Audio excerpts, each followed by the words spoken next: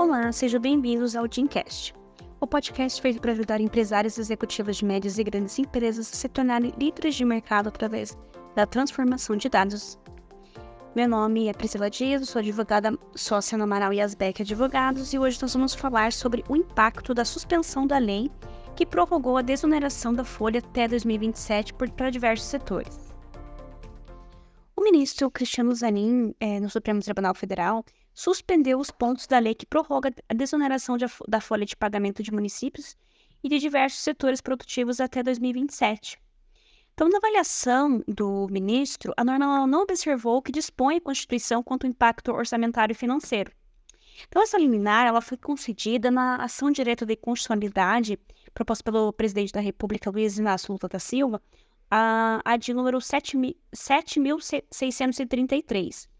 Ela questiona a validade de dispositivos da Lei 14.784 de 2023, que é a lei que prorrogou a desoneração da folha até 2027.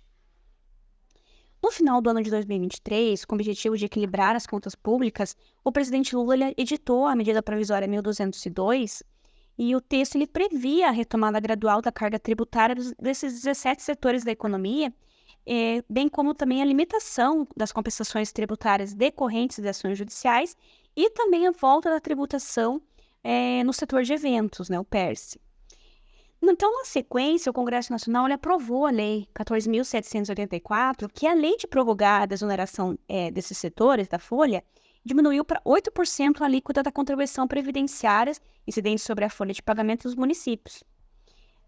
Então, essa decisão ela foi submetida ao plenário virtual do Supremo Tribunal Federal no dia 26 de abril e ela foi paralisada após um pedido de vista do ministro Fux. Então, esse pedido de vista ele não afeta em nada a liminar dada pelo ministro Cristiano Zanin, ou seja, a desoneração da folha ela permanece suspensa. O ministro Fux ele tem até 90 dias para devolver o caso ao plenário.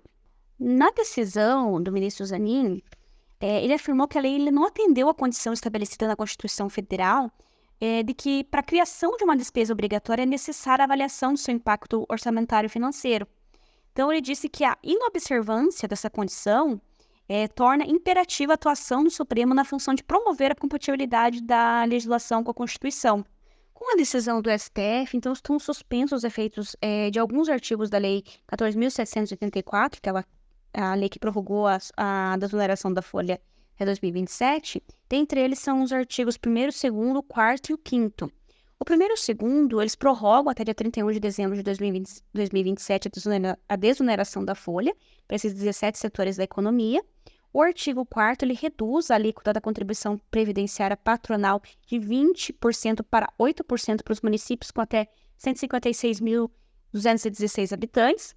O artigo 5º, ele reduz para 1%, até dia 31 de dezembro de 2027, a contribuição sobre a receita bruta das empresas de transporte rodoviário coletivo de passageiros, com itinerário fixo, municipal, intermunicipal em região metropolitana, intermunicipal, interestadual e internacional, enquadrado nas classes 4921-3 e 4922.1 do CNAE 2.0. Então, esses são os artigos que foram suspensos na liminar. E, diante disso, as empresas elas têm poucas opções agora para fazer, antes de fazer o recolhimento referente ao mês de abril. Então, elas podem recolher o valor cheio de maio, que é dia 20 de maio, é o prazo para entrega, e depois ela pode solicitar sua devolução, caso a desoneração volte a valer, ou ainda depositar esse valor em juízo. Então, é importante observar que o não recolhimento, ele pode ensejar fiscalização e, consequentemente, uma autuação pela Receita Federal. Outra opção seria, nesse meio tempo, sem contrariar diretamente a liminar, é pedir em ações próprias ou coletivas na via judicial para que essas empresas elas tenham o direito de permanecer na sistemática de recolhimento anterior até que haja uma decisão final. Então, essa mudança é uma mudança abrupta nas empresas e preocupante. Então, porque elas se programaram para que essa mudança fosse ocorrer somente daqui a alguns anos. Então, colocando essas empresas em situação de risco e gerando uma certa insegurança no meio empresarial. Recentemente foi assinada uma nota conjunta pelos representantes dos 17 setores e que se destacam que eles empregam 9,3 milhões de profissionais e que foram criados mais de 151 mil empregos só nos 2 primeiros meses de 2024. E, além disso, o salário médio desses setores é 12,7% superior aos setores que não contam com a desoneração tributária. Então, espera-se ali que o ministro da Fazenda ele possa renegociar com o Congresso uma agenda para o fim dessa desoneração.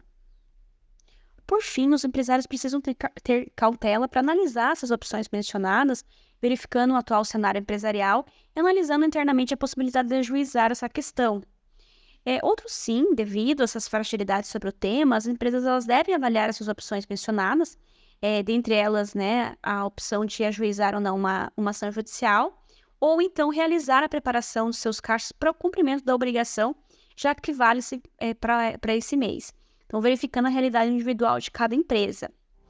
Então, esses foram os pontos mais importantes sobre o impacto dessa suspensão. O Departamento Jurídico da Amaral e Asbeck permanece à disposição para prestar qualquer esclarecimentos adicionais sobre esse tema. Obrigada e tenha uma ótima semana.